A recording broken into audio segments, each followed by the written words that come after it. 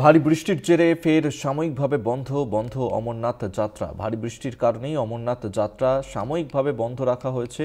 বুধবার পেহেলগাম এবং Baltal base camp থেকে যাত্রা স্থগিত করা হয়েছে এবং ভারী বৃষ্টিপাতের কারণেই এই সিদ্ধান্ত নেওয়া হয়েছে, যেখানে অমরনাথ যাত্রা আপাতত বন্ধ রাখা হয়েছে। যাত্রীদের কথা মাথায় রেখেই বুধবার পেহেলগাম এবং বালতাল বেস ক্যাম্প থেকে যাত্রা আপাতত স্থগিত করে রাখা হয়েছে এবং সেক্ষেত্রে এখনও পর্যন্ত 3.93 লক্ষেরও বেশি তীর্থযাত্রী তারাও অমরনাথে পুজো দিয়েছেন।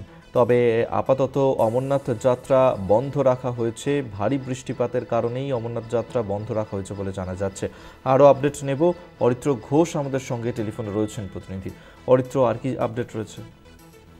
দেখো, Jammu Kashmir information and public relations ডিপার্টমেন্টের তরফ থেকে যেটা সমাজ মাধ্যমে জানানো হয়েছে যে অমরনাথ যাত্রা আজ থেকে সাময়িকভাবে স্থগিত করে দেওয়া হলো, কারণ পাহেলগাম এবং বালতাল বেস ক্যাম্প যেটি রয়েছে, যেখান থেকে মূলত অমরনাথ যাত্রীরা তাদের যাত্রা শুরু করেন, সেই এলাকাতে প্রচুর পরিমাণে বৃষ্টিপাত হয়েছে এবং আজকে সকালেও এই পাহেলগাম বালতাল বেস ক্যাম্প এই সমস্ত এলাকায় ভারী বৃষ্টিপাতের জন্য অমরনাথ যাত্রাকে আপাতত স্থগিত করে দেওয়া হয়েছে।